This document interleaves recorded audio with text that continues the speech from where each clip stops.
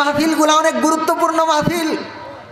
এই মাহফিলের মাধ্যমে আজকের 2024 সালের ডিসেম্বরের 4 তারিখ বাংলাদেশের মুসলমানের জন্য কি করণীয়, কি বর্জনীয়, আমাদেরকে নিয়ে সারা আন্তর্জাতিক বিশ্বে কি ধরনের ষড়যন্ত্র হচ্ছে, আমাদেরকে নিয়ে বাংলাদেশের ভিতরে বাঙ্গু রাজাকার যারা আছে এবং আমাদের বাংলাদেশে যারা নাফরমান আছে, নাস্তিক আছে, নাস্তিকের দূষর আছে, আমাদেরকে নিয়ে তারা কি ষড়যন্ত্র করতেছে, এই বিষয়ে উলামায়ে কেরাম দিক নির্দেশনা দিবেন। ঠিক কিনা মুসলমান? এই জন্য আজকের এই 2024 সালের ডিসেম্বরের 4 তারিখ মুসলমানের জন্য কি করণীয়, ইমানদারের জন্য কি করতে হবে, ইমানদারের জন্য কি কাজ, ইমানদারের জন্য কি খাটতে হবে, ইমানদারের পরিস্থিতিটা কেমন হবে, এই ব্যাপারে আজকে বাংলাদেশের গ্রহণযোগ্য উলামায়ে কেরাম যারা উম্মতের জন্য কান্ডারি, হকের ঝান্ডাবাহী, যারা উম্মতের জন্য নিজেদের জীবন পর্যন্ত উৎসর্গ করে দিতে দ্বিধাবোধ করেন না, ওই সমস্ত রাহবার উলামায়ে কেরামগণ আজকে আসবেন, তাদের ছাত্ররা আসবেন, এসে আপনাদেরকে দিক নির্দেশনা দিবেন। আজকে আপনাদের জন্য, আগামীর জন্য, বাংলাদেশের মুসলমানের জন্য কি করণীয়, কি বর্জনীয়, তো এই মাহফিলগুলার দরকার আছে না নাই? ও মুসলমান, যদি বুঝে থাকেন তাহলে বলেন তো এই মাহফিলগুলার দরকার আছে না নাই? দরকার থাকলে খুব কম দরকার না অনেক বড় দরকার? অনেক বড় দরকার, যেরকম মাদ্রাসাগুলা দরকার। ঠিক কিনা? আজকে যদি বাংলাদেশ থেকে মাদ্রাসাগুলা বন্ধ হয়ে যায়, আগামী 2 মাসের মধ্যে ইসলামের চেহারা পাল্টে যাবে। ঠিক কিনা? অধিকাংশ দাড়িওয়ালার মুখে আর দাড়ি থাকবে না, অধিকাংশ বুরকাওয়ালির গায়ে আর বুরকা থাকবে না, অধিকাংশ কোরআন পড়নেওয়ালার ঘরে আর কোরআন থাকবে না, অধিকাংশ আল্লাহওয়ালা মানুষের আল্লাহওয়ালাগিরি থাকবে না, অধিকাংশ নামাজিওয়ালা মানুষের নামাজি 5 ওয়াক্ত থাকবে না। ঠিক কিনা? অধিকাংশ মসজিদগুলা ধ্বংস হয়ে যাবে, অধিকাংশ মাদ্রাসাগুলা বন্ধ হয়ে যাবে। যদি আজকে মাদ্রাসাগুলা বন্ধ হয়ে যায়, হক্কানি উলামায়ে কেরাম যদি মাত্র 2 মাসের জন্য তাদের মুখগুলাকে বন্ধ করে দেয়, বাংলাদেশে ইসলামের চরিত্র পাল্টে যাবে, মুসলমান ধ্বংস হয়ে যাবে। ঠিক কিনা? ও মুসলমান, মনে রাখতে হবে, বুঝতে হবে, জানতে হবে, এই মাহফিলগুলা এমনিতেই গতানুগতিক মাহফিল না। আপনারা মনে করতে পারেন গেলে গেলাম, না গেলে না গেলাম। ওই মুসলমান, মনোযোগ দিয়ে শোনেন, এই মাহফিলগুলাতে যদি আপনি না আসেন আর আপনার না আসার কারণে এই মাহফিলের যারা আয়োজন করে তারা যদি আগ্রহ হারিয়ে ফেলে আর এই মাহফিলগুলা যদি বন্ধ হয়ে যায়, এতে যদি উম্মতের ক্ষতি হয়, কিয়ামতের দিন পিডন একটাও মাটিতে পড়বে না, সব পাছাই পড়বে। মনে রাখো, আজকে যদি বাংলাদেশের মাদ্রাসাগুলা বন্ধ হয়ে যায়, যাদের কারণে মাদ্রাসা বন্ধ হয়ে যাবে, কিয়ামতের দিন একটা পিটনও মাটিতে পড়বে না, সবগুলা পিটন পাছার মধ্যে পড়বে। মনে রাখো মুসলমান, আল্লাহ তাআলা ঈমান তোমার বাপ দিছে না আল্লাহ দিছে? আর একটু জোরে বলেন। আল্লাহর কাছে কয়দিন কয়টা দরখাস্ত করছিলা? ও আল্লাহ, আমাকে শেষ জামানার উম্মতের, আমাদের শেষ জামানার নবীর উম্মত বানান। কয়দিন দরখাস্ত দিছেন? দিছিলেন কোনো দরখাস্ত? আল্লাহর কাছে কখনো বলছিলেন, আল্লাহ দুনিয়াতে আসার আগে আল্লাহ আমি আপনার কাছে দরখাস্ত দিলাম, আপনি আমাকে শেষ জামানার শেষ নবীর, নবীদেরও নবী, রসুলদেরও রসুল, ওই রসুলের ওই নবীর উম্মত বানান? আল্লাহর কাছে দরখাস্ত আমরা কেউ করি নাই। যেই মহান মালিক বিনা দরখাস্তে বিনা চিঠিতে আমাকে সেই মহান নবীর উম্মত বানাইলেন, শেষ জামানায় মুসলমান হিসেবে দুনিয়াতে পাঠাইলেন, ওই আল্লাহ ইসলামকে, যেহেতু আর ইসলামের মধ্যে কোনো নতুন নবী আসবেন না, আমাদের নবী শেষ নবী, তারপরে আর কোনো নবী নাই, এই দিনকে দুনিয়ার মধ্যে টিকিয়ে রাখার জন্য আজকে দায়িত্ব হচ্ছে প্রত্যেকজন, আজকে দায়িত্ব হচ্ছে প্রত্যেকজন ইমানদারের, আজকে দায়িত্ব হচ্ছে প্রত্যেকজন উম্মতের। কথা বলেন ঠিক কিনা? যদি উম্মতের কারণে, যদি কোনো উম্মতের কারণে এই মসজিদগুলা ধ্বংস হয়, যদি কোনো উম্মতের কারণে এই মাদ্রাসাগুলা নষ্ট হয়, যদি কোনো উম্মতের কারণে এই মাহফিলগুলা বন্ধ হয়ে যায়, আর মাহফিলগুলা বন্ধ হয়ে গেলে হক্কানি উলামায়ে কেরামগণ এসে যদি আমাদেরকে দিক নির্দেশনা না দিতে পারেন, আর ওই দিক নির্দেশনা আমরা না পেয়ে আমরা যদি উল্টাপাল্টা ছুটাছুটি করি, এতে যদি ইসলামের ক্ষতি হয়, এতে যদি আল্লাহর দ্বীনের ক্ষতি হয়, এতে যদি ইসলাম ধ্বংস হয়, এতে যদি মুসলমান ক্ষতিগ্রস্ত হয়, যাদের কারণে মাহফিল বন্ধ হবে, যাদের কারণে মাদ্রাসার ক্ষতি হবে, হবে, যাদের কারণে মসজিদের ক্ষতি হবে, প্রত্যেকটার কিয়ামতের দিন আল্লাহর সামনে ফেরেশতারা ধরাইয়ে পিটায়া পিটায়া সাইজ করবে। ঠিক কিনা মুসলমান? এই জন্য মনে রাখবা, এই মাহফিলগুলা তামাশার জায়গা না। ঠিক কিনা? এবং মুসলমান যারা আছে, এই মাহফিলের আওয়াজ যেখানে হোক, প্রত্যেক দিন মাহফিল হয়? কথা বলেন, কথা বলেন। প্রত্যেক সপ্তাহে হয়? প্রত্যেক মাসে হয়? বছরে একবার হয়? বছরে একবার হয়। ইমানদারের ইমানের চাহিদা হচ্ছে মাহফিলগুলাতে সন্ধ্যার পর থেকে এসে পড়বেন, সুন্দর করে সামনে এসে উলামায়ে কেরামের বক্তব্যগুলা, দ্বীনের নির্দেশনাগুলা জানার জন্য, শোনার জন্য, বুঝার জন্য রেডি হয়ে যাবেন। যতটুকু সামর্থ্য আছে মাহফিলের জন্য দান করবেন, যাতে করে প্রত্যেক বছর এর চাইতেও বড় করে আরও বড় উলামায়ে কেরাম দিয়ে মাহফিলগুলা সুন্দরভাবে পরিচালিত হয়। উলামায়ে কেরাম এসে আমাদেরকে দ্বীনের দাওয়াত দিয়ে যান। এই জন্য প্রত্যেকজন ইমানদারের চেতনা থাকতে হবে। ঠিক কিনা? চেতনা রাখবেন ইনশাআল্লাহ। ও মুসলমান, এই যে দুই চারটা কথা আমি যা বললাম, যদি আজকে এখানে ওয়াজ মাহফিল না হইতো, আমি কি প্রত্যেকজনের বাড়িতে বাড়িতে গিয়ে, ঘরে ঘরে গিয়ে এই কথাগুলো বলে আসতে পারতাম? এটা কি আমার জন্য সহজ? আজকে আল্লামা মামুনুল হক চিনেন তো নাকি? আল্লামা মামুনুল হক সাহেবকে চিনেন না? আজকে আল্লামা মামুনুল হকের সাহেবের কি এইটুকু সুযোগ আছে যে তিনি প্রত্যেকজন মানুষের বাড়িতে গিয়ে গিয়ে আল্লাহর দ্বীনের কথাগুলা বুঝায় আসবেন? এবং এখন আমাদেরকে নিয়ে কি ষড়যন্ত্র হইতেছে, এই জন্য আমাদের কি করতে হবে, এই কথাগুলা তিনি প্রত্যেকের বাড়িতে বাড়িতে গিয়ে বলে আসতে পারবেন? এইটুকু সুযোগ আছে নাকি? তাহলে এই মাহফিলগুলা হওয়ার দরকার আছে না নাই? মুসলমানের আসার দরকার আছে না নাই? আরে তুমি তো সোয়াবের নিয়ত করবা, সোয়াব তো পাবাই, কিন্তু মাহফিলগুলাতে আসা এখন জরুরি তোমাদের জন্য। কারণ আমাদের ইসলাম নিয়ে সিনিমিনি খেলা হচ্ছে। ঠিক কিনা? ও মুসলমান, জানো না আমাদের বাংলাদেশ স্বাধীন হয়েছিল 1971-এ, আবার পরবর্তীতে স্বাধীন হইল 5 আগস্ট। ঠিক কিনা? 1971-এ যখন বাংলাদেশ স্বাধীন হয়, 1972-এ আমেরিকার কলোরাডো স্প্রিং শহরে সারা দুনিয়ার সমস্ত ইহুদি খ্রিস্টান, সমস্ত খ্রিস্টানদের ফাদার যারা, সমস্ত খ্রিস্টানদের গুরু যারা সারা দুনিয়ার মধ্যে ইসলামকে ধ্বংস করে খ্রিস্টান ধর্ম প্রচার করার জন্য যারা কাজ করে, ওদেরকে ফাদার বলা হয়। কি বলা হয়? আর একটু জোরে বলেন। আরে কথা বলেন না কেন? জোরে বলেন। ওদেরকে ফাদার বলা হয়। এই সমস্ত ফাদারেরা একত্রিত হয়েছিল আমেরিকার কলোরাডো স্প্রিং শহরে। কত সালে বললাম? 1972-এ। আমাদের বাংলাদেশ স্বাধীন হয়েছিল কত সালে? 1971-এ। আর তারা বসেছিল কত সালে? 1972-এ। ওই আমেরিকার কলোরাডো স্প্রিং শহরে তারা বসে একটা সিদ্ধান্ত নিয়েছিল। ওই কনফারেন্সের তারা নাম দিয়েছিল North American Conference of Muslim evangelization.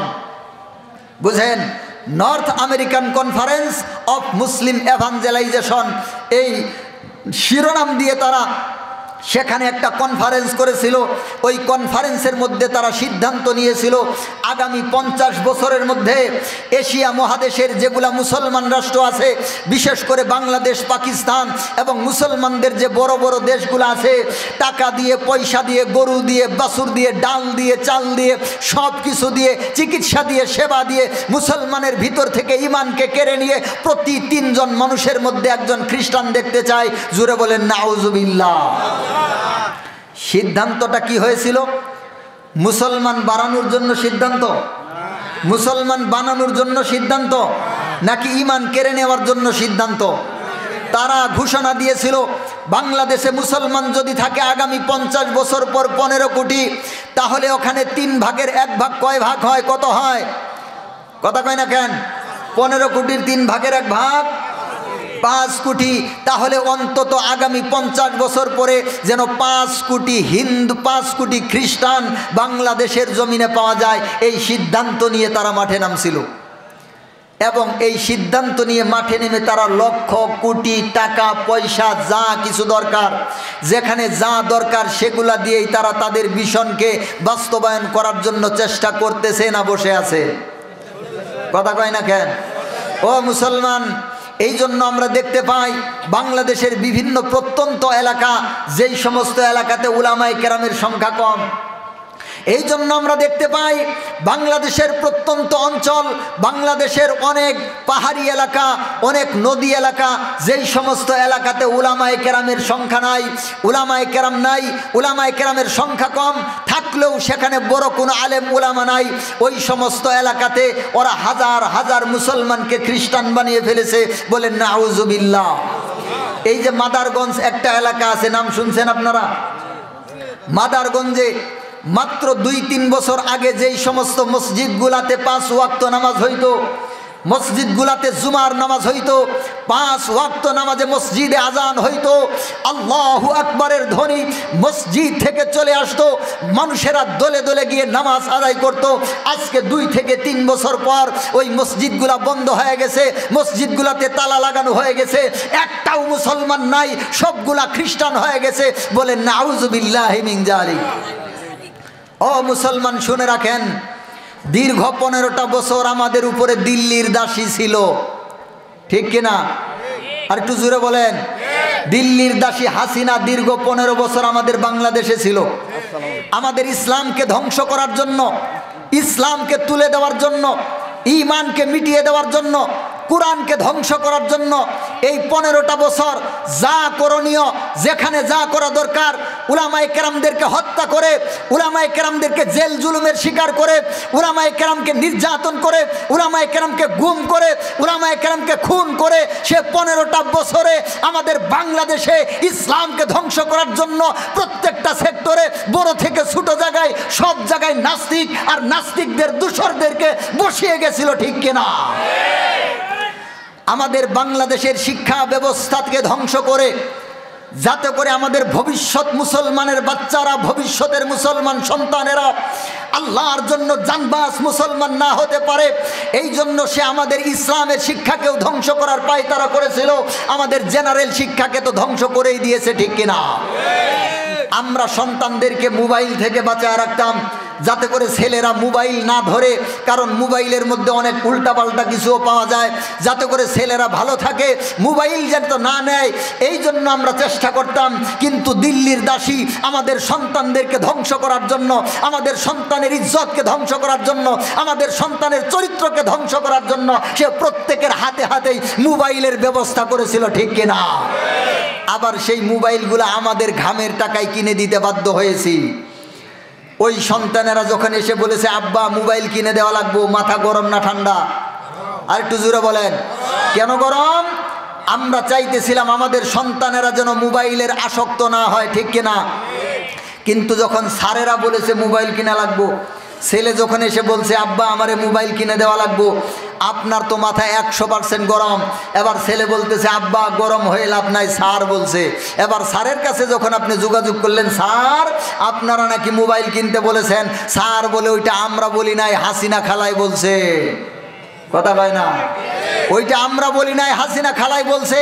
তো স্যার এখন কি করা লাগবে? আরে কিনে দেওয়া লাগবে, প্রয়োজনে টাকা সুদের উপর নাও, তারপরেও মোবাইল মাত্র 2 দিনের মধ্যে কিনে দেওয়া লাগবো, নয়তো তোমার ছেলে ফেল করবে, কারণ অ্যাসাইনমেন্ট করা লাগবো।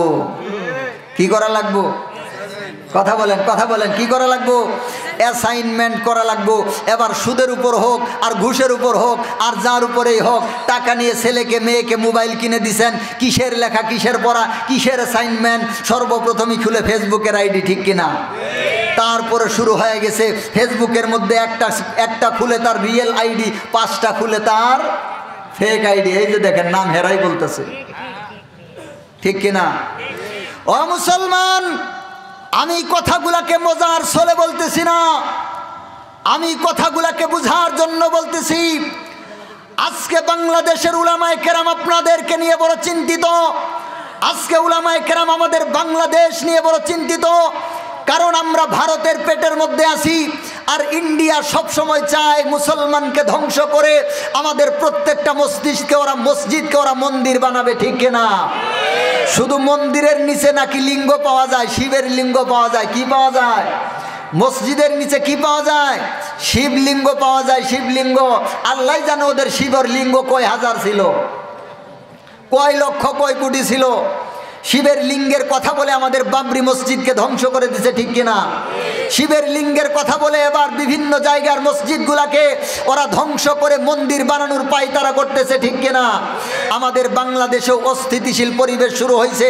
5 আগস্টে আমরা স্বাধীনতা পেয়েছি।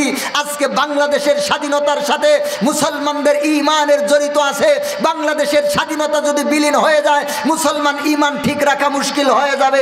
কথা ভালো করে মনে রাখো মুসলমান, যদি বাংলাদেশের স্বাধীনতা বিলীন হয়ে যায় তাহলে ওই গোমূত্রখুরেরা আমাদের বাংলাদেশের উপর আক্রমণ করবে। আর ওই গোমূত্রখুরেরা আমাদের বাংলাদেশের উপর আক্রমণ করে বাংলাদেশকে যদি ওরা কবজা করতে পারে, আমাদের বাংলাদেশের মসজিদগুলো থাকবে বলে মনে হয়? আর একটু জোরে বলেন। একটা মসজিদও থাকবে না, সবগুলাকে ওরা মন্দির বানিয়ে ফেলবে। একটা মাদ্রাসাও থাকবে না, সব মাদ্রাসাকে ওরা ওদের জন্য ওদের যে সমস্ত মন্দির আছে ওই মন্দির বানিয়ে ফেলবে। একটা মানুষকে টুপি মাথায় দিয়ে থাকতে দিবে না, মানুষকে দাড়ি রাখতে দিবে না। ইমানদার পাইলেই ইমানদারদেরকে জয় শ্রীরাম বলানোর জন্য ইমানদারের উপর আঘাত করবে, ঠিক কিনা? এই জন্য উলামায়ে কেরামগণ বড় চিন্তিত, উলামায়ে কেরামগণ বড় পেরেশান। এই যে আমাকে দেখতেছেন ছোট একটা মানুষ, আমার নামেও 2টা মামলা চলমান। কয়টা? এখনো 2টা মামলা চলতেছে। ডিজিটাল নিরাপত্তা আইন নাম শুনেন নাই? এই ডিজিটাল নিরাপত্তা আইনে আমার নামে 2টা মামলা হয়েছে। 3 বছর ধরে মামলা খাটতেছি। কয় বছর? 3 বছর ধরে মামলা খাটতেছি। এখনো এই আইনটা পরিবর্তন হয় নাই। সরকার বলতেছে বারবার করে এই আইন পরিবর্তন করবে। আমরা আশা করতেছি পরিবর্তন করবে। বাংলাদেশের লক্ষ কোটি উলামায়ে কেরাম এই আইনের মামলা খেয়ে তারা হয়রানির শিকার হয়েছে। এই আইনের মামলা খেয়ে বাংলাদেশের অসংখ্য উলামায়ে কেরাম জেল খাটছে, ঠিক কিনা? এই আইনের শিকার হয়ে বাংলাদেশের অসংখ্য উলামায়ে কেরামের অনেক ক্ষতি হয়ে গেছে, ঠিক কিনা? মুসলমান ভাই ও বন্ধুগণ, এই জন্য বলতেছিলাম আজকে আমাদের জন্য, সামনের জন্য আমাদের কি করণীয়, আমাদের কি করতে হবে, আমাদের উলামায়ে কেরামের সাথে চৌকান্ন থাকতে হবে। এই সমস্ত দিক নির্দেশনা এই সমস্ত মাহফিলগুলা থেকে আসবে। এই জন্য বড় বড় উলামায়ে কেরাম অথবা তাদের ছাত্ররা আপনাদের সামনে এসে দিক নির্দেশনা দিয়ে যাবেন। ওই দিক নির্দেশনা মতে হক্কানি উলামায়ে কেরামের পিছনে থেকে আমরা আল্লাহর দ্বীনকে রক্ষা করার জন্য, আল্লাহর কালিমাকে রক্ষা করার জন্য, আল্লাহর কোরআনকে রক্ষা করার জন্য সর্বদা জীবন দিতে, আল্লাহর জন্য বুকের তাজা রক্ত ঢেলে দিতে আমরা প্রস্তুত থাকবো, ঠিক কিনা মুসলমান? এই জন্য মাহফিলগুলার দরকার আছে না নাই? এতক্ষণ পর্যন্ত আমি এই মাহফিলগুলা কেন হওয়া দরকার এটা বুঝাইলাম। আশা করি বুঝতে পারছেন। বুঝের মধ্যে কমতি আছে? আশা করি বুঝতে পারছেন। মুসলমান, আরেকটা বিষয়, আমরা তো বাংলাদেশে মুসলমান দাবি করি, কিন্তু আমরা কদ্দুর মুসলমান হইছি এটা কিন্তু একটু দেখার বিষয়। আসলে কীরকম মুসলমান আমরা? আসলেই কি আমরা মুসলমান হইতে পারলাম, নাকি নামে নামে মুসলমান হইলাম? যেমন একটা কথা আমি বলে থাকি, ডাক্তারের ঘরে জন্ম নিলেই ডাক্তার হওয়া যায় না, ইঞ্জিনিয়ারের ঘরে জন্ম নিলেই ইঞ্জিনিয়ার হওয়া যায় না। ডাক্তারের ঘরে জন্ম নিয়ে ডাক্তারি পাশ করলে ডাক্তার হয়, ইঞ্জিনিয়ারের ঘরে জন্ম নিয়ে ইঞ্জিনিয়ারি পাশ করলে ইঞ্জিনিয়ার হয়। ঠিক একইভাবে মুসলমানের ঘরে জন্ম নিয়ে মুসলমানিত্ব পাশ করলে, মুসলমানিত্ব অর্জন করলে মুসলমান হয়। নামের মধ্যে আব্দুর রহমান, কিন্তু কামের মধ্যে আছে আব্দুর শয়তান। নামের মধ্যে আব্দুল্লাহ, কামের মধ্যে আছে আব্দুর শয়তান। এরকম থাকলে হবে? নামের মধ্যে আছে আব্দুর রহমান, মসজিদের মধ্যে না গিয়ে আল্লাহর কাছে নাচে, বট গাছের নিচে মুরগি জবাই করে, আছে না নাই? নামের মধ্যে আছে আব্দুল্লাহ, আবার মাজারের মধ্যে গিয়ে পোলা চায়, আছে না নাই? কয় দিবি কি না দিবি ক ফিরি নজাইম, খাজা বাবার দরবার তুন ফিরি নজাইম, মাথা ফাড়ি ফালাইম। দিবি কি না দিবি ক ফিরি নজাইম, আছে না নাই? ও মুসলমান, ঈমান কাকে বলে? ঈমান কি জিনিস? মুসলমান কাকে বলে? মুসলমান কেমনে হয়? মুসলমান কেমনে যায়? ঈমান ভঙ্গের কয়টা কারণ আছে? কিভাবে কালিমা পড়লে ঈমান আসে, আবার কিভাবে কালিমা পড়লে ঈমান যায়? জানার, বুঝার, শিখার দরকার আছে না নাই? মনে মনে আমি তো মনে করে আছি জান্নাতে বসে আছি আমি গিয়ে। মনে মনে কি ধারণা? জান্নাতের মধ্যে তো আমি গিয়ে বসে আছি, কিন্তু আল্লাহর খাতায় এখনো আমি মুসলমানই হই নাই। এরকম মুসলমান আমাদের বাংলাদেশে আছে না নাই? এই জন্য জানার বুঝার দরকার আছে না নাই? আমি আপনাদের সামনে একটা কিতাবের কথা বলি, একটু মনোযোগ দিয়ে বুঝেন। উলামায়ে কেরাম যারা আছেন তারা খুব সহজেই জানবেন। পাকিস্তানের গ্র্যান্ড মুফতি কিফায়েতুল্লাহ রহমতুল্লাহি আলাইহি, আমি আবার যে এলাকায় প্রথম যাই ওই এলাকায় একটু দ্বীনের গোড়া থেকে আলোচনা করি। আমার এই আলোচনাগুলো একটি এলমি আলোচনা হবে এবং ইসলামের জরুরিয়াতে দ্বীন বিষয়ে আলোচনা হবে। এই জন্য একটু মনোযোগ দিয়ে বুঝতে হবে। মনোযোগ থাকবে তো? না বুঝলে আমাকে বলবেন হুজুর কথাটা বুঝি নাই। মনোযোগ থাকবে ইনশাআল্লাহ? সকলে বলেন ইনশাআল্লাহ। মুসলমান ভাই ও বন্ধুগণ, ইন্ডিয়ার ভারতের গ্র্যান্ড মুফতি, আমাদের বাংলাদেশের অসংখ্য উলামায়ে কেরামের উস্তাদ, তার নাম হচ্ছে মুফতি কিফায়েতুল্লাহ রহমতুল্লাহি আলাইহি। এই মুফতি কিফায়েতুল্লাহ রহমতুল্লাহি আলাইহি তালিমুল ইসলাম নামক 4 খণ্ডের কিতাব লিখছেন। কয় খণ্ড? আরেকটু জোরে বলেন। কিতাবের নাম হচ্ছে তালিমুল ইসলাম, এর বাংলা হচ্ছে ইসলামিক শিক্ষা। তালিমুল ইসলামের বাংলা কি? ইসলামী শিক্ষা। এই 4 খণ্ড কিতাবের 2 নম্বর একটা খণ্ড আছে। 2 নম্বর খণ্ডের 3 নম্বর একটা পৃষ্ঠা আছে, মনে থাকবে নি? 2 নম্বর খণ্ডের 3 নম্বর পৃষ্ঠা। এর মাঝের লাইনে তিনি কিতাবটাকে প্রশ্ন উত্তর আকারে সাজাইছেন। প্রশ্ন লিখছেন, কিতাবটা লিখছেন উর্দু ভাষায়। কোন ভাষায়? আর একটু জোরে বলেন। কিতাবটা লিখছেন উর্দু ভাষায়। উর্দু ভাষায় তিনি লিখেছেন সোয়াল মানে প্রশ্ন, জবাব মানে উত্তর। উনি প্রশ্ন উত্তর আকারে কিতাবটাকে লিখেছেন। বলেন সুবহানাল্লাহ।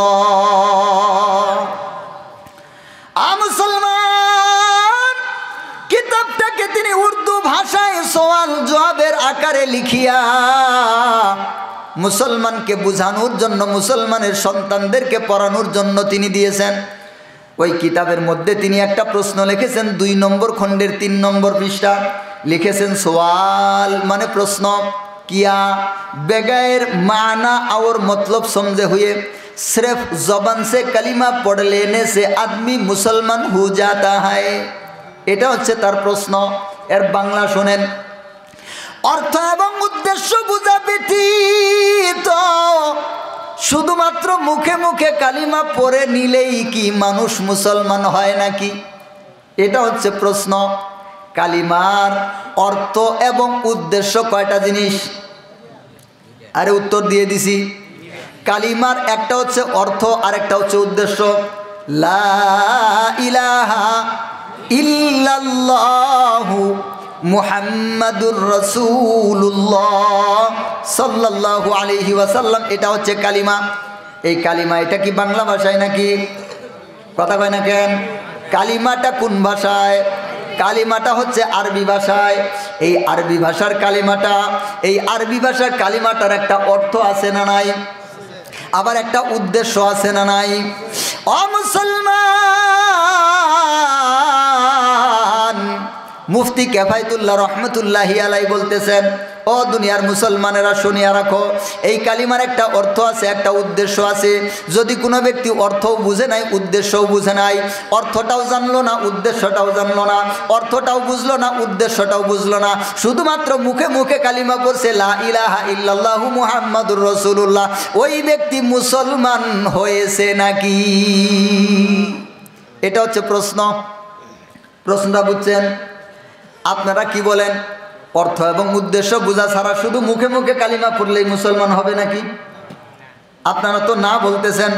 এখন যদি আমি বলি দলিল কি, এখন বলবেন হুজুর ওইটা তো জানি না। আপনি যেরকম কথা বলছেন ওই কথার প্রেক্ষিতে আমরা জবাব দিছি, ঠিক কিনা? ও মুসলমান, বাঙালি বড় চালাক। ও মুসলমান, সমস্যা এই জায়গায়। এই যে আপনাদেরকে আমি জিজ্ঞাসা করলাম, আপনারা জবাব দিলেন না। অর্থ এবং উদ্দেশ্য বুঝা ছাড়া শুধু মুখে মুখে কালিমা পড়লেই কোনো ব্যক্তি মুসলমান হয় না, আপনারা জবাব দিলেন। কিন্তু এবার আমি যদি জিজ্ঞাসা করি, আপনি তো মুসলমান, বলবেন হ্যাঁ মুসলমান। আমি যদি আপনাকে বলি না আপনি মুসলমান না, তাহলে হয়তো একটা থাপ্পড় লাগাই দিবেন, কারণ ইমানের তেজ আছে আপনার, ঠিক কিনা? কিন্তু এই যে এখন যখন জবাব দিলেন যে সে মুসলমান হবে না, এবার যদি আমি জিজ্ঞাসা করি তো আপনি একটা দলিল দেন, এবার বলবেন হুজুর গো এই রকম প্রশ্ন আমাকে করিয়েন না, কোনো জবাব আমার জানা নাই, ঠিক কিনা? মুসলমান, সমস্যাটা মূলত এই জায়গায়, আল্লাহর কোরআনের সাথে আমাদের সম্পর্ক নাই, আল্লাহর রসুলের হাদিসের সাথে আমাদের সম্পর্ক নাই, আল্লাহর ইলমে ফিকার সাথে আমাদের সম্পর্ক নাই, ঈমানের সাথে আমাদের সম্পর্ক নাই, আকীদার সাথে আমাদের সম্পর্ক নাই, ইসলামের শিক্ষার সাথে আমাদের সম্পর্ক নাই। এই জন্য যে যেটা বলে আমরা তার পাশে পাশে ছুটে চলে যাই, ঠিক কিনা? মুসলমান ভাইরা আমার, এবার প্রশ্নের উত্তরটা শুনেন। মুফতি কিফায়াতুল্লাহ রহমতুল্লাহি আলাইহি লিখতেছেন, জবাব উত্তর নেহি, না। তার মানে অর্থ এবং উদ্দেশ্য বোঝা ছাড়া শুধু মুখে মুখে কালিমা পড়ে নিলেই কোনো ব্যক্তি মুসলমান হতে পারে না।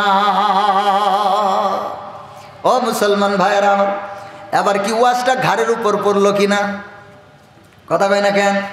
বলবেন হুজুর এতক্ষণ তো ভালোই লাগতেছিল, ওয়াজ তো এবার ঘাড়ের উপর এসে বলল। ও মুসলমান, এই যে কথাটা কিতাবের মধ্যে আমরা পাইলাম, কালিমাটার শুধুমাত্র মুখে মুখে বললে হবে না, অর্থ এবং উদ্দেশ্য জানতে হবে। এবার যদি আপনি সমাজের মধ্যে যতগুলা মুসলমান আছে তাদেরকে যদি জিজ্ঞাসা করেন আপনি কালিমার অর্থ এবং উদ্দেশ্যটা বলেন, কয়জন মানুষ কালিমার অর্থ এবং উদ্দেশ্যটা বলতে পারবো? কয়জন মানুষ পারবো? ও মুসলমান, এবার এই কিতাবের ফতোয়া অনুযায়ী, কিতাবের কথা অনুযায়ী কি হয়?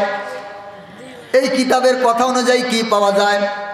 শুধুমাত্র যারা অর্থ এবং উদ্দেশ্য বুঝে না, শুধুমাত্র মুখে মুখে কালিমাটা পড়ছে, আপনারা বলেন তো এরা মুসলমান হইছে নাকি?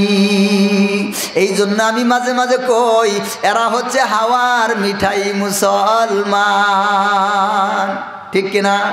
ও মুসলমান ভাইয়েরা আমার, এই জন্য আল্লাহর দিনকে জানার দরকার আছে না নাই? কথা বলেন, কথা বলেন। ইসলামকে জানার দরকার আছে না নাই? ইসলামকে চিনার দরকার আছে না নাই? মুসলমান হওয়ার দরকার আছে না নাই? যারা এখনো ইসলামকে চিনে নাই ওরা এখনো মুসলমান হইতে পারে নাই, যদিও মাথার মধ্যে টুপি আছে কিন্তু এখনো ইমানদার হইতে পারে নাই, যদিও মুখের মধ্যে দাঁড়িয়ে আছে কিন্তু এখনো ইমানদার হইতে পারে নাই, যদিও গায়ের মধ্যে পাঞ্জাবি তবুও এখনো ইমানদার হইতে, মুসলমান হইতে পারে নাই। ওয়াজটা কঠিন হয়ে গেল না? কথা হয় না কেন? কই হুজুর জীবনে তো এই কথাই শুনি নাই, সারা জীবন তো কত কিছুই শুনলাম কিন্তু এই কথাটা তো জীবনে শুনি নাই। আমি কি কিতাব ছাড়া বলছি নাকি? নাকি কিতাবের দলিল দিয়ে বলছি? ও মুসলমান মনোযোগ, আল্লাহ সুবহানাহু ওয়া তাআলা আল কোরআনের 114টা সূরার মধ্যে দ্বিতীয় নম্বর সূরাটার নাম কি একটু বলেন? আরে দ্বিতীয় নম্বর সূরার নাম জানেন না? সূরা বাকারা। দ্বিতীয় নম্বর সূরার নাম কি? সূরা বাকারা। এর 256 নম্বর আয়াতটা আমি আপনাদের সামনে তেলাওয়াত করেছি। আল্লাহ সুবহানাহু ওয়া তাআলা বলতেছেন, লা ইকরাহা ফিদ্দীন। আল্লাহ তাআলা বলতেছেন দুনিয়ার মানুষ, লা ইকরাহা ফিদ্দীন, আল্লাহর দ্বীনের ব্যাপারে কোনো জোর জবরদস্তি নাই। তার মানে আল্লাহ বলতেছেন তোমরা কাউকে জোর করে মুসলমান বানায়ও না, তোমরা কাউকে জোর করে কালিমা পড়ায়ও না, তোমরা কাউকে জোর করে ইমানদার বানায়ও না। কেন কেন জোর করে ইমানদার বানানো আল্লাহ নিষেধ করলেন কেন? মানে জোর করে আল্লাহ ইসলামকে চাপায় দিতে, কালিমা জোর করে পড়াইতে নিষেধ করলেন কেন? ও মুসলমান, কারণটা হইল কালিমা পড়া হয় মানুষকে যদি আপনি মুসলমান বানাইতে যান তো আপনি তাকে কি বলবেন? আপনি তাকে কালিমাটা পড়াবেন, ঠিক কিনা? কিন্তু ইসলাম তো শুধুমাত্র মুখে মুখে পড়ার নাম না, ইসলাম তো ভিতরে ঢোকার নাম, ঠিক কিনা? আবার ইসলাম তো হাতে পায়ে দ্বীনের কাজ করার কাম, ঠিক কিনা? এই জন্য উলামায়ে কেরামগণ বলছেন ইসলাম হচ্ছে 3 জিনিসের নাম। কয় জিনিসের নাম? আরেকটু জোরে বলেন, ইসলাম কয় জিনিসের নাম? আল ঈমানু ইকরারুম বিল লিসান ওয়া তাসদীকুম বিল জানান ওয়া আমালুম বিল আরকান। এই জন্য উলামায়ে কেরামগণ 1450 বছরের ইতিহাসে আহলে সুন্নাত ওয়াল জামাতের উলামায়ে কেরামগণ মানুষের সামনে উল্লেখ করে দিয়েছেন, ও দুনিয়ার মানুষেরা শুনিয়া রাখো, ঈমান হচ্ছে 3 জিনিসের নাম। 1 নম্বর মুখে স্বীকার করা। 1 নম্বর কি? আরে কথা কয় না কেন? আরেকটু জোরে বলেন। 1 নম্বর হইল মুখে স্বীকার করা, 2 নম্বর হইল অন্তরে বিশ্বাস করা। 2 নম্বর কি? আপনারা একটু চেপে আসেন তো, আপনাদের চেহারা না দেখলে আমি বুঝবো না আপনারা আমার কথা বুঝতেছেন কিনা। সবাই সামনে আসেন। লা ইলাহা ইল্লাল্লাহ। এই যে ভাই, যুবক ভাইয়েরা, আপনার এদের দরকার, আসেন। এরা তো মুক্তিযোদ্ধা, এই মুক্তিযোদ্ধারা পিছনে থাকলে চলবে? এই কোনায় কিছু মুক্তিযোদ্ধা দেখা যাইতেছে, সামনে আসেন। এই মুক্তিযোদ্ধারা সামনে আসেন ভাই। আরে কথা বুঝেন, আরে মুক্তিযোদ্ধারা সামনে আসেন। মুরব্বী আসেন, সামনে আসেন। বাড়ি যেহেতু রেখে আসছেন, এখানে জায়গাটা ছাড়লে আপনার ক্ষতি নাই। আসেন, সামনে আসেন। এই যুবক ভাইয়েরা সামনে আসেন। আরে এরা কথা বুঝে না কেন? যুবক ভাইয়েরা তো সামনে থাকতে হবে, এরা পিছনে থাকলে কি হবে নাকি? দেরি করবেন, আমার কথা বলতে দেরি হয়ে যাবে। আপনারা তাড়াতাড়ি সামনে আসেন, আমি আলোচনা চালিয়ে যাব, আপনারা বুঝতে পারবেন। আমার কথাগুলো একটু লম্বা হবে, একটু মনোযোগ দিয়ে বুঝতে হবে। বুঝলে কিয়ামতের দিন পীড়ন খাবেন না। আর যদি না বুঝেন, আলতু ফালতু উল্টা পাল্টা চলেন, আপনি মনে করবেন ঠিকই আছে, কিন্তু আসলে গিয়ে আছে অন্যদিকে। আপনারা অনেক সময় একটা কাজ করেন না, ক্ষেতের মধ্যে পানি দেন না, কথা হয় না? ক্ষেতের মধ্যে ড্রেন আছে না, ড্রেন, আপনি মেশিনটা স্টার্ট দিয়ে অথবা মোটরটা সুইচ দিয়ে ড্রেনটা ক্লিয়ার করে রেখে আসে বসে বললেন, মনে করলেন ক্লিয়ারই আছে, কিন্তু দেখলেন ভেঙ্গে আরেক দিকে পানি যাইতেছে। এখন সারা জীবন পানি দিলেই কি ক্ষেত ভরবে? পানি ভরবে না। আপনারা যেহেতু গ্রাম্য মানুষ, এই জন্য আমি গ্রাম্য উদাহরণ দিতেছি যাতে আপনারা বুঝেন। তো এই জন্য আপনারা দুনিয়াতে তো মনে করবেন, আমি মুসলমান, আমার বাপ মুসলমান, আমার দাদা মুসলমান, আমি মুসলমানের ঘরে মুসলমান, অনেক নামাজ পড়ছি, অনেক রোজা রাখছি, হজ করছি, জাকাত দিছি, দান খয়রাত করছি, হুজুরে করে ওয়াজ শুনছি, কিন্তু আসলে আপনার একটাও কাজে লাগে নাই, যেই পর্যন্ত আপনার ঈমানটা ঠিক হয় নাই। না, এদেরকে বুঝাইতে পারলাম না। এরা কি 5 আগস্টের রাজাকারের পক্ষে ছিল নাকি? হে ভাই, সামনে আসেন না। আরে এদের তো দরকার। এই যে সামনে কতটুকু জায়গা, সামনে আসেন। কি এক মুশকিল কারবার। যুবকেরা সামনে আসবে, যুবকরা সামনে থাকবে, উলামায়ে কেরামকে উৎসাহ দিবে। দেখেন ওই যে উনি বসছে যে 2 হাঁটুর উপর দিয়া। আসেন আসেন মুরব্বী, আসেন আসেন, সামনে আসেন। মিছিলের মধ্যে তো ওই যে যখন বিড়ি দেয় খুব সামনে থাকেন, পরে যদি আবার বিড়ি না পাই, ফুরে যদি যায়। বাঙালি যে কি পরিমাণ মুশকিল। লা ইলাহা ইল্লাল্লাহ, লা ইলাহা ইল্লাল্লাহ, লা ইলাহা ইল্লাল্লাহু মুহাম্মাদুর রাসূলুল্লাহ সাল্লাল্লাহু আলাইহি ওয়াসাল্লাম। ও মুসলমান, বলতেছিলাম, আপনি দুনিয়াতে মনে করতেছেন আমার বাপ মুসলমান, আমার দাদা মুসলমান, আমার 14 গোষ্ঠী মুসলমান, আমিও তো মুসলমান, কিন্তু আপনি ইসলামকে যখন চিনেন নাই, ইসলামকে যখন বুঝেন নাই, আপনি এখনো মুসলমানের খাতার মধ্যে আল্লাহর কাছে এখনো মুসলমান হতে পারেন নাই। এই অবস্থায় যদি হাসরের দেশে যান, দুনিয়া থেকে যদি এই অবস্থায় চলে যান, কিয়ামতের দিন আপনি দেখবেন আপনি সমস্ত বেঈমানদের সামনে হাসরে দাঁড়ায়া যাবেন। বলেন নাউজুবিল্লাহ। ও মুসলমান, এই জন্য ঈমানটা ঠিক করার দরকার আছে না নাই? আমাদের দেশে ঈমানের অনেক কথা হয়, কিন্তু ঈমান কাকে বলে এই কথাটাই অনেক মানুষে জানে না।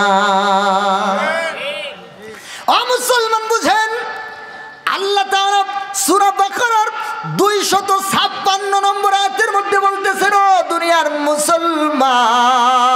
মুসলমান লা ইকরাহা ফিদ্দীন, দ্বীনের ব্যাপারে কোনো জোর জবরদস্তি নাই।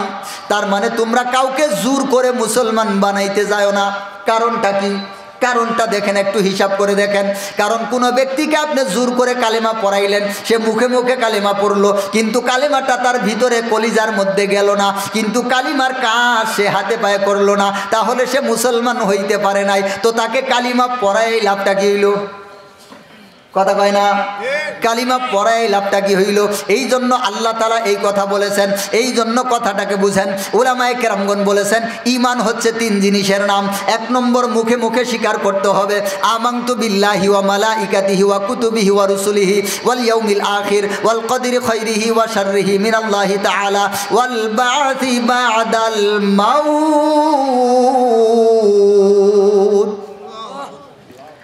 ও মুসলমান, 1 নম্বর মুখে স্বীকার করতে হবে, 2 নম্বর অন্তরের মধ্যে বিশ্বাস করতে হবে, 3 নম্বর কাজে পরিণত করতে হবে। নিজে পরিচয় দেয় মুসলমান, কিন্তু 5 ওয়াক্ত নামাজের 1 ওয়াক্তও পড়ে না। জুমার দিনটাতে শুধুমাত্র মসজিদে যায়। এইরকম একদল শুক্কুরাল্লি মুসল্লি আছে, শুধুমাত্র শুক্রবারে যায়, 5 ওয়াক্ত নামাজের তার খবর নাই।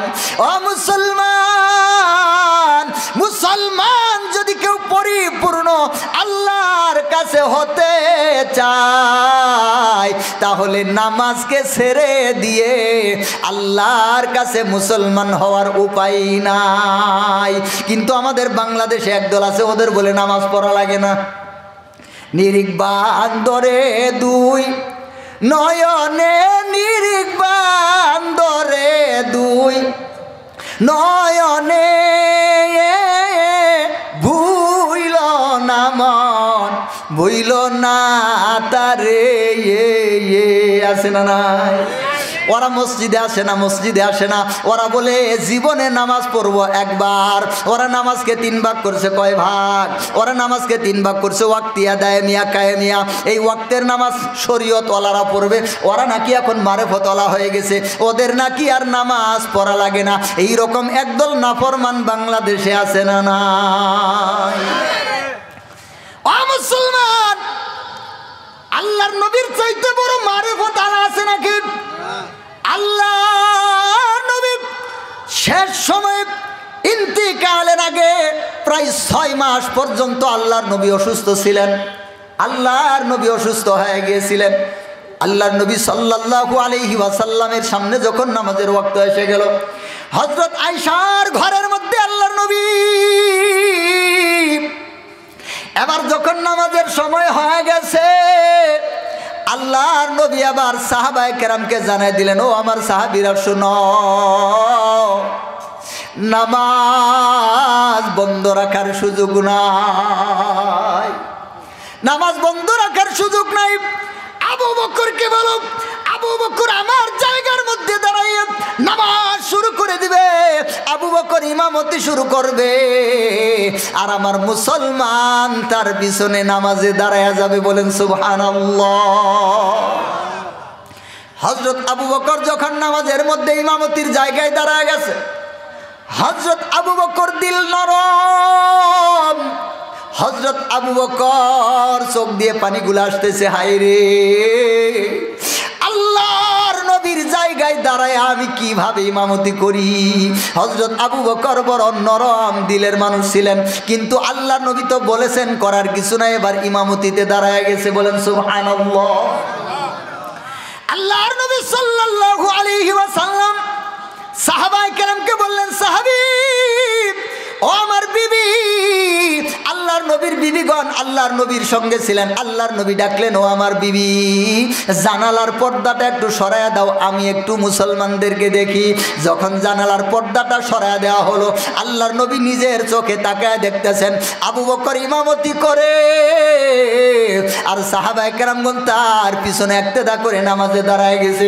আল্লাহর নবীর চোখ দিয়ে গড়গড় গড়গড় করে শান্তির পানি আসতেছে। আল্লাহর নবীর কলিজার মধ্যে শান্তি।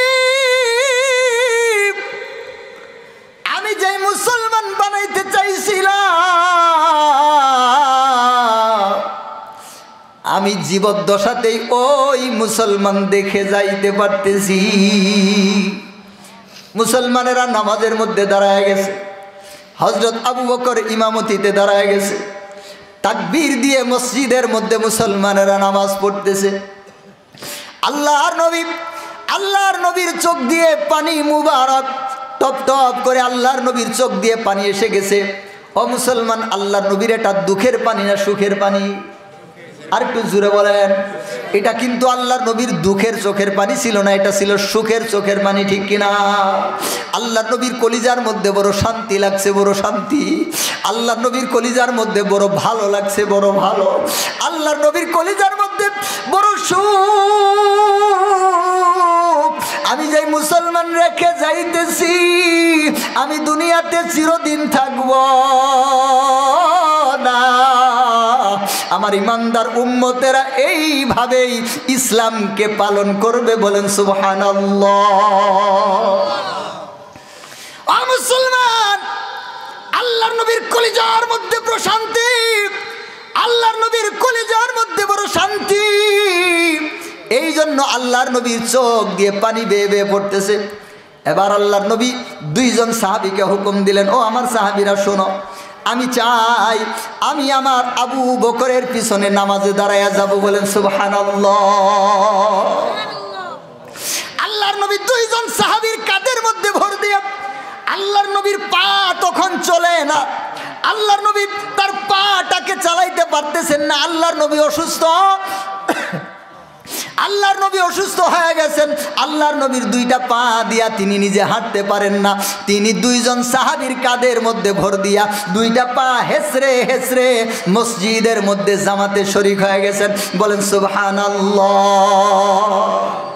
ও মুসলমান, আল্লাহর নবীর মারেফত কম ছিল নাকি? কথা কয় না কেন? আরে কথা বলেন না কেন? আল্লাহর নবীর মারেফত কম ছিল, তাহলে আল্লাহর নবী যে নামাজ পড়লো, আর এই ভণ্ডদের মারেফত বেশি হয়ে গেছে আল্লাহর নবীর চাইতে। কথা কয় না কেন? এই ভণ্ডদের বলে নামাজ পড়া লাগে না। আল্লাহর নবীর পা দুইটা হেসরে হেসরে মসজিদে গেলেন, জামাতের মধ্যে শরীক হইলেন। আর এই ভণ্ডরা বলে পানির তলে মোমবাতি বাতাসেতে নিবে না, খাজা বাবার আশেক হইলে নামাজ রোজা লাগে না। আছে না নাই? আমরা নবীর ইশকের দিওয়ানা, তোমরা জানো না? আমরা নবীর ইশকের দিওয়ানা, আছে না নাই? ও মুসলমান, আল্লাহর নবীর চাইতে বড় মারেফত আর কেউ হইতে পারে নাকি? কিন্তু মুসলমান, এই যে মারেফত বলে একটা শব্দ আমাদের সমাজের মধ্যে আছে না নাই? কথা কয় না কেন? আরে আমার দিকে মনোযোগ দেন, শব্দ আমার জবাব দেন না কেন? জবাব না দিলে আমি কেমনে বুঝবো? আমাদের সমাজে একদল মারেফতওয়ালা আছে না নাই? ওরা নামাজও পড়ে না, ওরা রোজাও করে না, ওরা শরীয়তের কোনো বিধিবিধান পালন করে না, শুধুমাত্র ঢুল আর খুল বাজাইয়া আ বাবা, খা বাবা, নে বাবা, ধর বাবা, যা বাবা, আছে না নাই? নয়ান সুদ বাবা কে খুঁজাইয়া পরাণ সুদ বাবা কে সাইয়া, আছে না? কই আমি বাবা আর ছবি শত তো ভাবি, বাবারি নাইয়াম জপি গো সদাওয়াই নয়ন শোদ বাবা কে খুঁজাইয়া পরাণ শুদ বাবা কে সাইয়া, আছে না নাই? মুসলমান ভাইরা আমার, এই ধরনের একদল মারেফত নাম তারা পরিচয় দেয়। এইরকম ভাবে ওরা নামাজ রোজা হজ জাকাত না কিলাদ না ওদের লাগে না। ও মুসলমান, আমি বলতে চাই আল্লাহর নবীর মারেফত বেশি ছিল না এদের মারেফত বেশি? তাহলে আল্লাহর নবী যখন চলতে পারেন না, নিজের পা গুলা হেসরে হেসরে মসজিদে গিয়ে নামাজ পড়লেন। আর এই ভণ্ডদের বলে নামাজ পড়া লাগে না। বলেন তো, এরা আল্লাহর নবীর চাইতে বড় মারেফতওয়ালা নাকি ভণ্ড? আল্লাহর নবীর চাইতে কারো বেশি মারেফত হতে পারে নাকি? আর একটু জোরে বলেন। ও মুসলমান, তিনি তো আল্লাহর নবী। হযরত আবু বকর নামাজ পড়ছে কি পড়ে নাই? আর একটু জোরে বলেন। জীবনে কখনো যেদিন থেকে নামাজ আল্লাহ ফরজ করে দিয়েছেন সেদিন থেকে আল্লাহর নবীর সাহাবী হযরত আবু বকর নামাজকে বাদ দিছে নাকি? কথা কয় না কেন? দলিলে হাদিসে ইতিহাসে কোথাও পাওয়া যাবে যে হযরত আবু বকর এক ওয়াক্ত নামাজকে ইচ্ছা করে ছেড়ে দিয়েছেন? এরকম পাওয়া যাবে নাকি? হযরত আবু বকর, উমর, উসমান, আলী রাদিয়াল্লাহু তাআলা আনহুম আজমাইন, সাহাবায়ে কেরামগণ, তাবিঈন, তাবিঈনগণ কখনো এক ওয়াক্ত নামাজকে ইচ্ছা করে ছেড়ে দিয়েছেন? এই রকম কোন দলিল আছে নাকি? মুসলমান, এরকম তো পাওয়া যাবেই না। বরং আল্লাহর নবী ডাক দিয়ে বলেছেন, ও আমার উম্মতেরা শোনো, মান তারাকা সালাতাম মুতাআম্মিদান ফাকাদ কাফারা, যেই ব্যক্তি ইচ্ছা করে এক ওয়াক্ত নামাজকে ছেড়ে দেয় সে কাফের হয়ে যায়। বলেন নাউজুবিল্লাহ। আবার বলেন নাউজুবিল্লাহ। হাদিসটা আবার শুনেন, আল্লাহর নবী বলতেছেন, মান তারাকা সালাতান মুতাআম্মিদান, যেই ব্যক্তি ইচ্ছা করে এক ওয়াক্ত নামাজকে ছেড়ে দেয়, যেই ব্যক্তি, কথা বলেন, কথা বলেন, যেই ব্যক্তি ইচ্ছা করে এক ওয়াক্ত নামাজকে ছেড়ে দেয়, আল্লাহর নবী বলতেছেন ফাকাদ কাফারা, ফাকাদ কাফারা। এটা হচ্ছে মাজি করিব, মাজি করিবের সিগা, ফাকাদ কাফারা, তার মানে সে কাফের হয়ে গেল। মুসলমান, শুধু তাই না, আল্লাহর নবী আরো বলেছেন, বাইনার রজুলি ওয়া বাইনাল কুফরি তারকুস সালাত, কাফেরের মাঝে আর মুসলমানের মাঝে পার্থক্য হইল নামাজ। মুসলমান নামাজ পড়ে আর কাফেরেরা নামাজ ছাড়ে। এবার যারা নামাজ না পড়িয়া আল্লাহ তাআলার আশেক বলে পরিচয় দেয়, নবীর আশেক বলে পরিচয় দেয়, ওরা কি আসলে আশেক নাকি ভণ্ড? মুসলমান ভাইরা আমার, এই যে কথাটা মনোযোগ দিয়ে বুঝেন, যেই সমস্ত মানুষেরা মুখে মুখে কালিমা পড়লো কিন্তু নামাজের মধ্যে পাওয়া যায় না, রমজান মাস আসলে ওদের গ্যাস্ট্রিক ভাসান দেয়, আছে না নাই? একদল মানুষ আছে সারা বছর 11 মাস যা মন চাই তাই খায়, রমজান মাসের চাঁদ উঠার আগ দিয়ে ওদের গ্যাস বেড়ে যায়। দিনের বেলায় খানা খাইতেছে অথবা বিড়ি টানতেছে, দেখেন বিড়ি টানলে গ্যাস বাড়ে না, রোজা থাকলে বাড়ে। কি পরিমাণ বাটপারের বাটপার! এটা কি ছোট বাটপার না বড় বাটপার? মুসলমান, আপনি জিজ্ঞাসা করেন, ভাই এত বড় মানুষ, সুস্থ সবল মানুষ, রোজা রাখো না কেন? কয় হুজুর, রোজা রাখলে আমার গ্যাস বাড়ে। গ্যাস আছে না নাই? কিয়ামতের দিন ফেরেশতারা পিটায়া পিটায়া পেটের গ্যাস তোর মাথায় ঢুকায়া দিবে।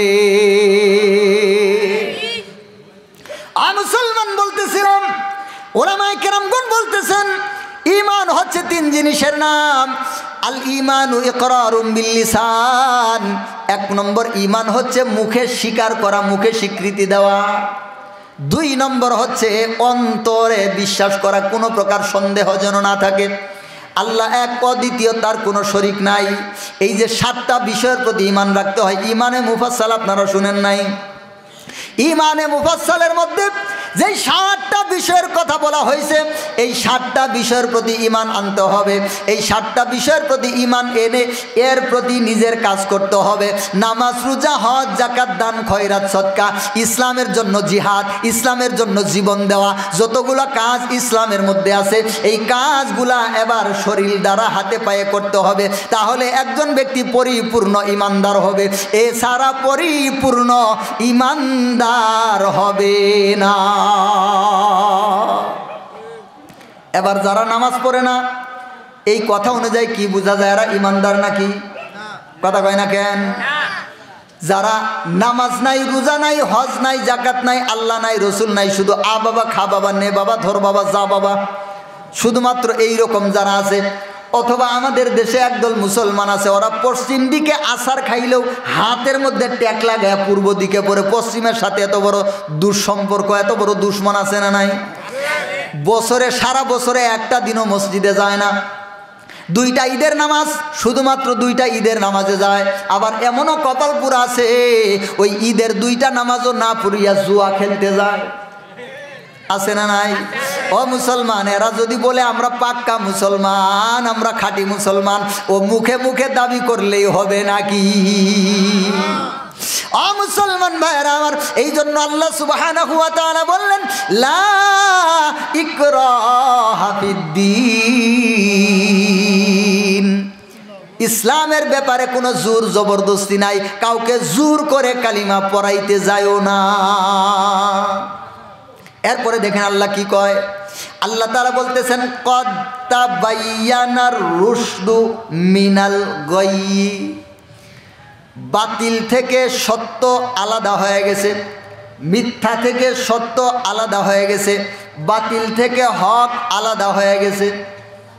আল্লাহর নবী 23 বছরে আল্লাহর নবীর উপর কোরআন নাজিল হয়েছে, ঠিক কিনা? আর একটু জোরে বলেন, কত বছরে কোরআন নাজিল হয়েছে? 23 বছরে আল্লাহর নবীর উপর কোরআন নাজিল হয়েছে। আল্লাহর নবী এই 23টা বছর উম্মতকে কোরআনের ব্যাখ্যা করে দিয়ে গেছেন, ঠিক কিনা? আল্লাহর নবী কোরআনের যে তাফসির করেছেন, কোরআনের যে ব্যাখ্যা করেছেন, এই ব্যাখ্যা এই তাফসিরগুলাকেই বলা হয় হাদিস, ঠিক কিনা? যখন কোনো আয়াত আল্লাহর নবীর উপর নাজিল হয়ে যাইতো, আল্লাহর নবী সাহাবায়ে কেরামকে ডাক দিয়ে বলতেন এই আয়াতটা তোমরা লিখে রাখো, যাতে করে আয়াত তোমরা ভুলে না যাও।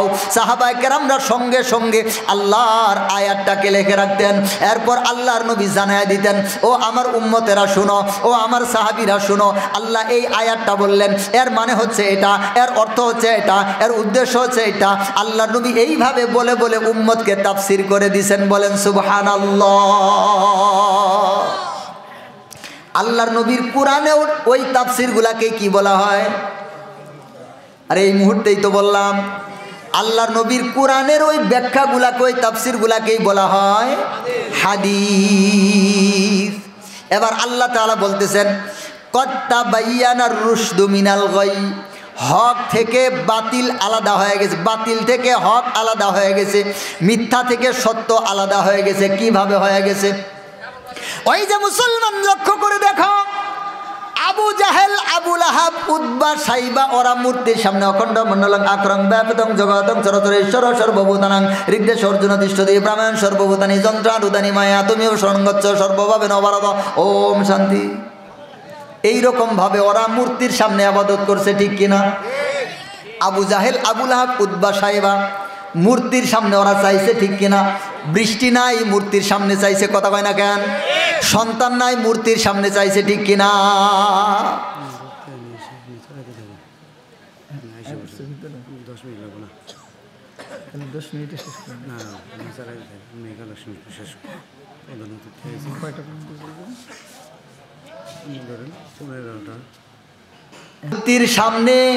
মূর্তির সামনে আবু জাহাল, আবু লাহাব, উতবা, সাইবা গিয়ে চাইতো, ঠিক কিনা? ও মুসলমান, আল্লাহর নবী তাদেরকে জানাইলেন, ও চাচা আবু জাহাল, ও চাচা, তুমি যে মূর্তির সামনে চাও গো চাচা, এই মূর্তি আসলে কোনো হাকিকত নাই, কোনো ক্ষমতা নাই, কোনো পাওয়ার নাই। আসল ক্ষমতাওয়ালা, আসল মালিক তিনি হচ্ছেন আমার আল্লাহ। আল্লাহর নবী সাহাবায়ে কেরামকে জানায় দিয়েছেন, সাথে সাথে কাফেরদেরকেও জানায় দিয়েছেন, ঠিক কিনা? কিন্তু কাফেরেরা কি কয়? কাফেরেরা বলে, মুহাম্মদ এইটা তুমি একটা কথা বললে নাকি? আমরা আমাদের বানাইতে বানাইতে 33 কোটি আল্লাহ, 33 কোটি খুদা আমরা বানাইছি, 33 কোটি মাধ্যম আমরা বানাইছি, এরপরেও আমাদের কাজ হয় না, আর তুমি বলতেছো এক আল্লাহ সব কিছু করবো, এটা হয় নাকি? আমরা তো গুনাহগার, অনেক গুনাহ করে ফেলেছি, আল্লাহকে যদি আমরা ডাকি আল্লাহ তো আমাদের কথা শুনবে না।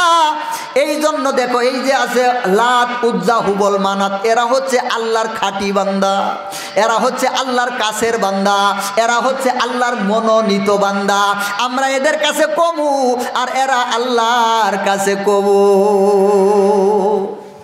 দেখেন আবু জাহেলের যুক্তিটা কি কম খারাপ নাকি? আচ্ছা, আপনারা কি আসলে কথা বুঝতেছেন? একটু মনোযোগ দিয়ে বুঝেন। আবু জাহেল, আমাদের কলিজার টুকরা নবী কি বলেন? বলেন যে ও চাচা, এই ধরনের কোনো মাধ্যম টাধ্যম অমুক তমুক এগুলা না, সরাসরি মালিকের কাছে চাও, মালিকের সাথে কোনো শিরক করিও না, কোনো শরিক করিও না। মহান মালিক একজন বেঈমান ডাকলেও যেরকম শুনে, একজন ইমানদার ডাকলেও ওই রকম শুনে। কথা বলেন ঠিক কিনা? আল্লাহর নবী জানায় দিলেন, ও আমার চাচা, আল্লাহকে ডাকেন, দেনেওয়ালা আল্লাহ, আল্লাহর সাথে কোনো শরিক করা যাবে?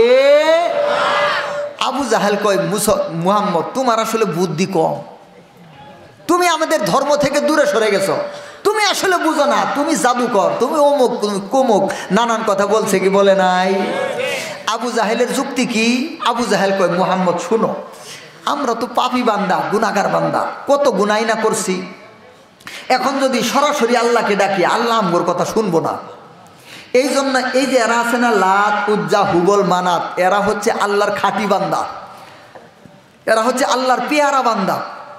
এদেরকে যখন আমরা ডাকবো, আমরা এদের কাছে বলবো, এরা আল্লাহর কাছে বলবো, বলে আল্লাহ থেকে নিয়ে দিব আমাদেরকে।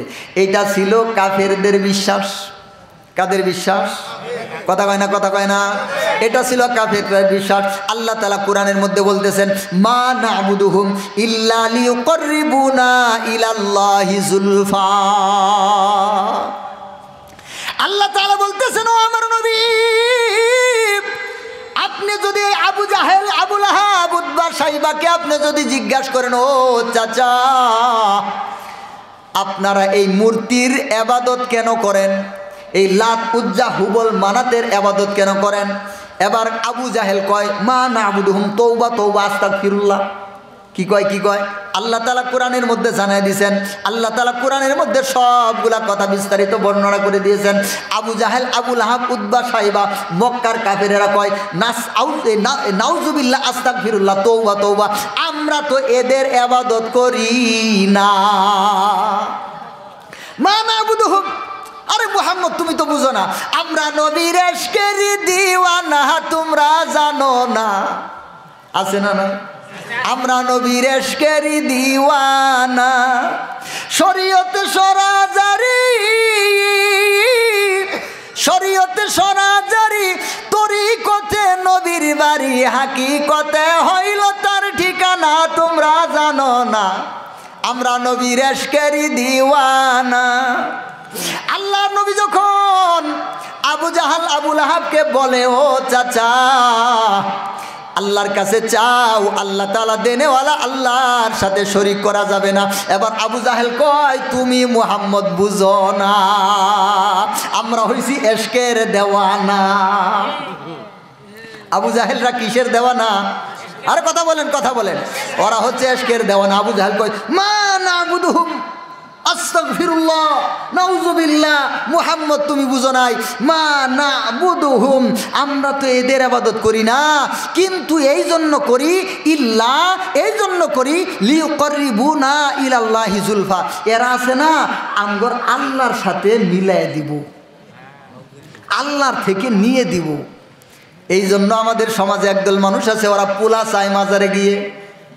কথা কয় না কেন? বাবার কাছে এইভাবে চায়, এইভাবে বাবার কাছে চায়, চায় কি চায় না? বাবা থাকিও পাশে, বাবা থাকিও পাশে, যেই দিন আমায় বান্দা নিবে আজরাইলে, সেই হাইরে, যেই দিন আমায় বান্দা নিবে আজরাইলে, সেই বাবা থাকিও পাশে। বাবা আছে না নাই? আরে কবরেতে আমায় রাখি, মাটি দিয়া দিবে ঢাকি, সেই দিন তুমি পাশে থাইকো বন্ধু রবে, সেই বাবা থাকিও পাশে। আছে না নাই?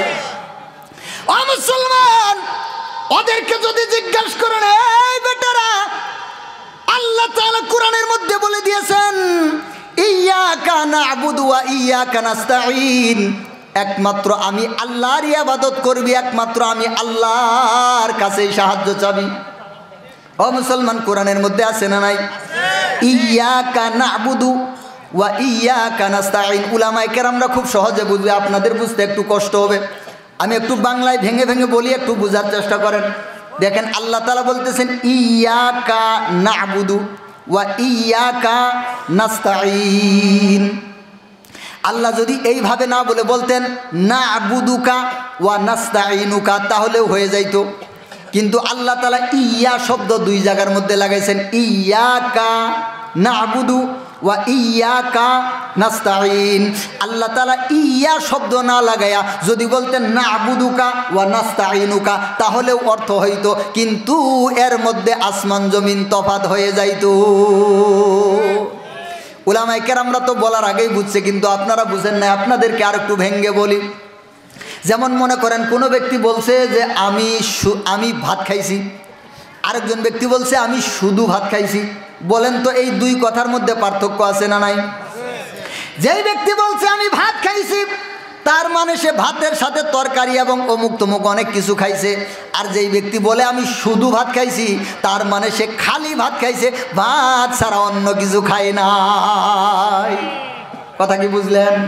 ও মুসলমান ভাইয়েরা আমার, আল্লাহ যদি বলতেন না আবুদুকা ওয়া নাস্তাইনুকা, আমরা আপনার ইবাদত করি, আমরা আপনার সাহায্য চাই, কিন্তু আল্লাহ তাআলা বলতেছেন ইয়া। ইয়া এর বাংলা একটা অর্থ, বাংলা অর্থ আসে আমাদের রস্যই আছে না, স্বর অ স্বর আ, এরপর কি আরে বাংলাও বুঝে না নাকি? স্বর অ স্বর আ রস্যই একটা আছে না। ও মুসলমান, এই ইয়া শব্দের বাংলা অর্থ আসে রস্যই। আল্লাহ তাআলা বলতেছেন ইয়াকা নাবুদু ওয়া ইয়াকা নাস্তাইন, আমরা আপনারই ইবাদত করি, আমরা আপনারই ইবাদত করি, আপনার কাছেই সাহায্য চাই। বলেন সুবহানাল্লাহ। আর যদি আল্লাহ তাআলা ইয়া শব্দ না লাগাইতেন তাহলে অর্থ হইতো আমরা আপনার ইবাদত করি, আমরা আপনার কাছে সাহায্য চাই। তার মানে আমরা আপনার ইবাদত করি, মাঝে মাঝে অন্যদেরও করতে পারি। আমরা আপনার কাছে সাহায্য চাই, মাঝে মাঝে অন্যদের কাছেও চাইতে পারি। যেরকমভাবে আ বাবা খা বাবা নে বাবা ধর বাবা যা বাবা, দূর থেকে ডাকে হাই বাবা হাই, হাই বাবা হাই, আছে না নাই? ও মুসলমান, যদি কোনো ব্যক্তি আল্লাহ ছাড়া অন্য কারো নামের জিকির করে, আল্লাহ সুবহানাহু ওয়া তাআলার তিনটা বিষয়ে শিরক হয়। কয়টা বিষয়? আল্লাহর জাত সিফাত ইবাদত, জাত সিফাত ইবাদত, এই তিনটা বিষয়ে শিরক হয়। একমাত্র আল্লাহ তাআলাকেই ডাকতে হবে, এটা হচ্ছে ইবাদত। আল্লাহ তাআলা কালামে পাকের মধ্যে বলেছেন ওয়ালিল্লাহিল আসমাউল হুসনা ফাদউহু বিহা।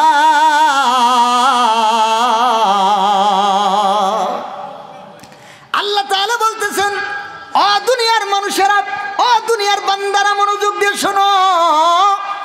আমি আল্লাহর কিছু সুন্দর সুন্দর নাম রয়েছে, তোমরা ওই নামগুলা দিয়ে আমি আল্লাহর জিকির করো। আল্লাহর কি আছে? সুন্দর সুন্দর কিছু নাম আছে। আসমাউল হুসনা শুনেন নাই? আল্লাহ তাআলার 99টা সুন্দর সুন্দর নাম আছে। আল্লাহ বলতেছেন ওই নামগুলা দিয়ে আমার জিকির করো। এবার যদি কোনো ব্যক্তি কয় আল্লাহ আল্লাহ আল্লাহ, তাহলে এটা কার জিকির? এবার যদি কোনো ব্যক্তি মনে করে বট গাছের কাজ, বট গাছকে ডাকলে বট গাছ আমাকে কিছু দিবে, বট গাছের মধ্যে আল্লাহর ক্ষমতা আছে, বট গাছের মধ্যে আল্লাহর শক্তি আছে, উমুকখানে একটা বট গাছ বয়স হয়ে গেছে 1500 বছর। কত বছর? 1500 বছর বয়স। বট গাছের মধ্যে ক্ষমতা আছে, বট গাছের মধ্যে পাওয়ার আছে। আল্লাহ তাআলা বট গাছের মধ্যে ক্ষমতা দিয়েছেন।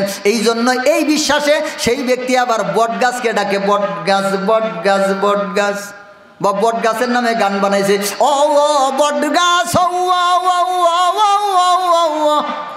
মনে করেন বট গাছের নামে কি গাইতেছে? গান গাইতেছে। বলেন তো এটা আল্লাহর সাথে ইবাদতের মধ্যে শিরক হবে কি হবে না? কেন শিরক হবে? ওই যে বট গাছকে ক্ষমতাওয়ালা মনে করতেছে, বট গাছের মধ্যে আল্লাহর ক্ষমতা আছে, এইটা মনে করে যদি বট গাছের জিকির করে তাহলে কি হবে? শিরক হবে। এবার যারা বাবার জিকির করে ওরা কি বাবাকে কাগজের মতো মনে করে জিকির করে নাকি? ওরা বাবাকে মনে করে যেই মুর্শিদ সেই তো রাসূল, ইহাতে নাই কোনো ভুল। বলে নাউজুবিল্লাহ। খোদাও সে হয় ফকির লালন বলে না এ কথা, এ কথা কুরআনে যাবি নবীর নৌকাতে আয়, আছে না নাই? তুমি মুর্শিদ তুমি মাওলা তোমাকে রাসূল মানি, খাজা তোমার প্রেম দরিয়ায় ভাসাইলাম ইশকের তরি, আছে না নাই? ও মুসলমান কি বলে? বলে তুমি মুর্শিদ তুমি মাওলা তোমাকে রাসূল মানি। তার মানে ওর পীরকে ও এবার আল্লাহ মনে করে, রাসূলও মনে করে, পীরও মনে করে, ও মনে করে আসলে এটা পীর না, পীরের মধ্যে আবার আল্লাহ এসে গেছে, বলেন নাউজুবিল্লাহ। ও মুসলমান, এই যে আমাদের এইদিকে দুজা পীরের একটা দরবার আছে না নাই? এই দুজা পীরের যারা ভক্ত আছে, আমি একটা বাস্তব উদাহরণ দিয়ে একটু মনোযোগ দিয়ে বুঝেন। যদি আমার কথার সাথে না মিলে আপনারা যে বিচার করবেন আমি মেনে নিব। আপনারা এখানে এলাকার গণ্যমান্য ব্যক্তি আছেন, আপনারা একটু পরীক্ষা করবেন। আপনি যদি দুজা পীরের কোনো শক্ত ভক্ত যারা আছে, কি ভক্ত? শক্ত ভক্ত আছে না? শক্ত ভক্তকে যদি জিজ্ঞাসা করেন কেমন আছেন, তাহলে সে আপনাকে বলবে ইনশাআল্লাহ মালিকের দয়া। কি বলবে? ইনশাআল্লাহ মালিকের দয়ায় ভালো আছি। মালিক একটা শব্দ শুনছেন কিনা? আপনি ভালো করে খেয়াল করবেন। আপনার আত্মীয়ের মধ্যে যদি কেউ থাকে অথবা যে কেউ শক্ত ভক্ত আছে, ওরে আপনি জিজ্ঞাসা করবেন যে আপনি কেমন আছেন, তখন সে বলবে মালিকের দয়ায় ভালো আছি। আপনারা কি মনে করেন এই মালিক মানে আল্লাহকে বুঝায়? আবার বলবেন এই মালিক মানে যে আল্লাহকে বুঝে না, ওরা খাজা বাবাকে বুঝায়। এটা আপনি কেমনে জানেন? ও মুসলমান, 18-20 বছর বয়স পর্যন্ত আমি ওর মধ্যেই ছিলাম। এই দুজা পীর আছে না, আমার আব্বার সাথে প্রত্যেক শুক্রবারের দরবারে আসতাম, প্রত্যেক শুক্রবারে। ওরে পাইলে তো ওরে সেজদা করতো আমার আব্বা। আব্বা আমার জোর করে ওরে সেজদা করাইতো। ওরে না পাইলে ওর স্যান্ডেলের মধ্যে আব্বা সেজদা করতো আমার আব্বা। যদি কারো বিশ্বাসে গর্বর থাকে, আমার বাড়ি আছে বক্সিগঞ্জ সাদুরপাড়া ইউনিয়ন 1 নং ওয়ার্ড, যাইতে পারেন, আপনার দাওয়াত থাকলো। একটা কথা যদি আমি বানিয়ে বলে থাকি, তাহলে আপনারা যেই বিচার করবেন, যে ফয়সালা করবেন আমি মেনে নিব। আল্লাহর কসম করে বলতেছি, আপনাদেরও কবরে যেতে হবে, আমাকেও কবরে যেতে হবে। আপনাদেরকে মিথ্যা কথা শুনে যদি আমি আপনাদেরকে কথা বলে যাই, কিয়ামতের দিন আল্লাহর সামনে আল্লাহর কাঠগড়ায় দাঁড়াতে হবে কি হবে না? ও মুসলমান, এদেরকে যদি আপনি জিজ্ঞাসা করেন কেমন আছেন, ওরা আপনাকে জবাব দিবে ভালো আছি মালিকের দয়ায়। এই মালিক মানে ওরা ওদের খাজা বাবাকে মনে করে। তার মানে ওই যে তুমি মুর্শিদ তুমি মাওলা তোমাকে রাসূল মানি, অর্থাৎ ওরা তারপরে ওরা পীরকে সেজদা করে কি করে না? মিয়াজি যে আছে না, মিয়াজি, এই মিয়াজি যারা গ্রামের মধ্যে আসে দেখবেন ওদেরকেও সেজদা করে। আমার এলাকায় একটা মিয়াজি আছে, নাম হচ্ছে ইদ্রিস মিয়াজি। নাম কি? ইদ্রিস আলী মিয়াজি। হে আবার প্রফেসর মানুষ। আমার পাশের এলাকায় ও আমরা প্রায় 18-19 বছর পর্যন্ত আমার বয়সেও আমি এর ভক্ত ছিলাম। যখন আলহামদুলিল্লাহ আল্লাহ তাআলা ফিরিয়ে এনেছেন, এই লোকটা মহিলাদেরকে চতুর্পাশে নিয়ে ভিতরে লুঙ্গিটা এরকম উঁচা করে তারপরে ড্যান্স দেওয়া শুরু করে। আমি নিজে সাক্ষী, নিজের চোখে দেখা কথা বলতেছি, কারো চোখে দেখা কথা বলতেছি না। ও মুসলমান ভাইরা আমার, এরা ঢোল বাজায় কি বাজায় না? যদি বিশ্বাস না হয় আমার এলাকায় আসেন, আপনাদের এলাকায় কি খবর আমি জানি না। ঢোল বাজায়, একতারা জুরি খমক। আমি যেই পরিবারে জন্মগ্রহণ করেছি, আপনারা ঘরের ধন্না বলেন না, এই ধন্নার মধ্যে সারা বছর ঢোল তবলা একতারা জুরি খমক এই বাদ্যবাজনাগুলো সারা বছর লটকানো ছিল। প্রত্যেক চাঁদের 5 তারিখে বিকাল থেকে মাইক বাজা শুরু হইতো 4-5টা। এশার পর থেকে ফজর পর্যন্ত নাচানাচি আর গান হইতো। আমি নিজে এশার পর থেকে ফজর পর্যন্ত নিজে ঢোল বাজাইতাম আর গান গাইতাম। বোঝানোর জন্য বলতেছি, আল্লাহ তাআলা মাফ করেন। এই গানগুলা মনে করবেন আমার আজকে শিখা, এগুলো আমার হেয়ার কালে শিখা। ওদের এই যে আছে না 90,000 কামতত্ত্ব, প্রেম তত্ত্ব, হাকিকত তত্ত্ব, আল্লাহ তত্ত্ব, নবী তত্ত্ব, কোরআন তত্ত্ব, বীর্য তত্ত্ব, মানব তত্ত্ব, যত তত্ত্বমত্ত্ব আছে সব আমার মুখস্থ আছে। এই যে যত তত্ত্বমত্ত্ব আছে সব আমার মুখস্থ। ওরা বলে না 90,000 কালাম 30 হরফ কালাম মুল্লা জাহিরি, 15 হরফের মাঝে হয়ে আছে নুকতা চুরি। 30 হরফ কালাম মুল্লা জাহিরি বলে কি বলে না? হাই কোরআনের মর্ম জানা চাই, কয় হরফে কোরআন নাজিল হইল বিধির ঠাই, কোরআনের মর্ম জানা চাই। অমরের সব হরফে সারা সারা, আলিফ লামে কেন লাগলো জোড়া, আলিফ খালি বার নিচে নুক্তা কেন পাই, কোরআনের মর্ম জানা চাই। কয় হরফে কোরআন নাজিল হইল বিধির ঠাই, কোরআনের মর্ম জানা চাই। অমনরে 90,000 কালামেতে 60,000 গোপনে আছে, 30 হরফ প্রকাশেতে 60-এর খবর চাই, কোরআনের মর্ম জানা চাই। কয় হরফে কোরআন নাজিল হইল বিধির ঠাই, কোরআনের মর্ম জানা চাই। আছে না নাই? মুসলমান ভাইরা আমার, এই যে ওরা যে সমস্ত কথাগুলো বলে, ফজরে ফেলাম খাকে আমার খাকে আমার মুখ খাকে আমার বাবা রসুলের নাতি বুদ্ধি রসুলের যে তোমায় করি সাধু তোমায় করি ভক্তি তুমি দিও চার যুগে কিয়ামতে মুক্তি, এই ধরনের অসংখ্য কথা ওরা মারেফতের নামে বলে। এই যে আমাদের দেশে একদল উলামায়ে কেরাম আছে না, গ্রাম পর্যায়ের উলামায়ে কেরাম, এদের সাথে যদি ওদের সাক্ষাৎ হয় তাহলে এই আলেমুলামারা তাদের সামনে আটকে যায়। কারণ আলেমুলামা, আমাদের গ্রামের যে সাধারণ আলেমুলামা আছে, এদের জ্ঞান অত বড় প্রশস্ত না। এরা মনে করে এগুলা থাকলেও থাকতে পারে, ঠিক কিনা? ওরা মনে করে যেমন হুজুরকে যদি দেখে তাহলে বলবে, হুজুর জীবনে তো বহু কিতাব পড়ছেন, আপনার দেহ কিতাবটা কি পড়ছেন? দেহের ভিতরে 3টা নদী আছে, 4টা মুলুক আছে, 7টা মহল আছে, 5-8 40-এর ঘরে 36 তালা সাধন কর। ওরে 36 তালা সাধন কর গো, মিম সিনে বসতি কর, আদমের কালেবে খোদা মিম সিনে বসতি কর। যখন এই কথাটা সাধারণ আলেমুলামার সামনে বলে, এরা মনে করে যে আমরা তো কমই কিতাব পড়ছি, বড় বড় কিতাবের মধ্যে থাকলেও থাকতে পারে। তখন ওরা চুপ হয়ে যায়। যখন এই আলেমুলামারা চুপ হয়ে যায়, তখনই ওদের ক্ষমতা বেড়ে যায়। ও মুসলমান, এই যে আমাদের বাংলাদেশের আইন শৃঙ্খলা বাহিনী আছে না নাই? আইন শৃঙ্খলা বাহিনী যদি কারো সামনে মাথা নত করে, ওরা এই বাংলাদেশের আইন শৃঙ্খলা ঠিক রাখবো নাকি? সব সাইজ করে ফেলবো, ঠিক কিনা? সব সোজা করে ফেলবো। ঠিক একইভাবে ইসলামের আইন শৃঙ্খলা বাহিনী হচ্ছে উলামায়ে কেরাম, ঠিক কিনা? এই উলামায়ে কেরামরা যদি নিচু হয়ে যায়, তখন বাতিলেরা সুযোগ পেয়ে যায়। আর যখন বাতিলেরা সুযোগ পেয়ে যায়, তখন ওরা উলামায়ে কেরামের কথা বলে, এই নিয়ে আসো, তোমাদের হুজুরকে নিয়ে আসো দেখি। যখন কিছু যুবক থাকে সমাজে, যারা এই সমস্ত বিষয়গুলোকে বিশ্বাস করে না, তারা এর বিরুদ্ধে বিদ্রোহ ঘোষণা করে, আসে না নাই? এরা তখন উলামায়ে কেরামের কাছে যায়, গিয়ে বলে, হুজুর ওরা এই কথা বলতেছে, আপনি কিছুই বলেন না, এটা কথা হইল। তখন এরা বলে, থাক, ওরা তো ভণ্ড, ওরা কত কিছুই কয়। কারণ কি? হুজুরে জানে না। কারণ কি?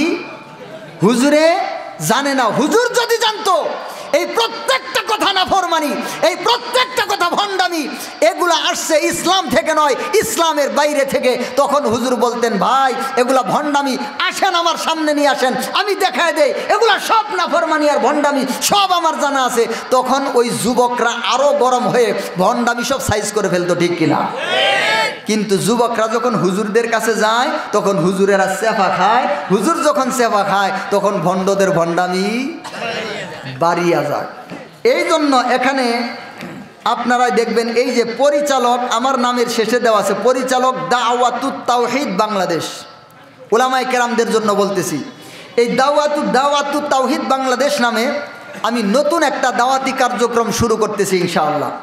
এর মাধ্যমে বাংলাদেশের প্রত্যেকটা অঞ্চলের, প্রত্যন্ত অঞ্চলের, যেমন আমাদের আল্লামা জুবায়ের হুজুর আছেন না, মাওলানা জুবায়ের সাহেব, যিনি হিন্দু, বৌদ্ধ, খ্রিস্টান বিভিন্ন ধর্ম নিয়ে কাজ করেন, আছেন না? ইনশাআল্লাহ উনার মতো করে নতুন করে এই ভণ্ডদের যে এই যে মারেফত নামে যে কাহিনীগুলা, কামতত্ত্ব, প্রেমতত্ত্ব, হাকিকত তত্ত্ব, আল্লাহ তত্ত্ব, নবী তত্ত্ব, কোরআন তত্ত্ব, বীর্য তত্ত্ব, এগুলা কই থেকে আসলো, এর মানে কি, এর উদ্দেশ্য কি, এর বিষয় কি, ওরা কেমনে মানুষকে ধোঁকা দেয়, কেমনে মানুষকে ধোঁকা দেয়, এই বিষয়গুলা নিয়ে বিস্তারিতভাবে ইনশাআল্লাহ আমি উলামায়ে কেরামের সামনে তুলে ধরব। উলামায়ে কেরামকে এর উপর বিশেষ করে প্রশিক্ষণ দিব ইনশাআল্লাহ, যাতে করে প্রত্যেকটা এলাকার উলামায়ে কেরাম এই বিষয়গুলো সম্পর্কে জানে এবং ভণ্ডরা কোনো সুযোগ না। এই জন্য আমার জন্য দোয়া করবেন ইনশাআল্লাহ, অবশ্যই দোয়া করবেন। এখন একটু বলি, আমি যে আলোচনাটা নিছি এইটা মোটামুটি শেষ করতে আরও প্রায় 1-1.5 ঘন্টা সময়ের দরকার। কারণ এই যে আমি যে কথাগুলো বলতেছি, এখনও তো আমি আলোচনার মাঝামাঝিও যাইতে পারি নাই। কারণ কি জানেন, আজকে মুসলমানদের কোন দশা, এই মুসলমানদের থাকা দরকার ছিল ক্লাস 10-এ। কোন ক্লাস? বুঝেন বুঝেন, একটু বুঝেন, আবার বলেন হুজুর আমরা কি এখন বই নিয়ে আবার হাই স্কুলে পড়তে যাবো নাকি? না, আমি ওইটা বলতেছি না। ইসলামের শিক্ষা অনুযায়ী এই মানুষগুলো এখন থাকা দরকার ছিল কোথায়? ক্লাস 10-এ। কিন্তু এই মানুষগুলো এখন আছে কোথায় জানেন?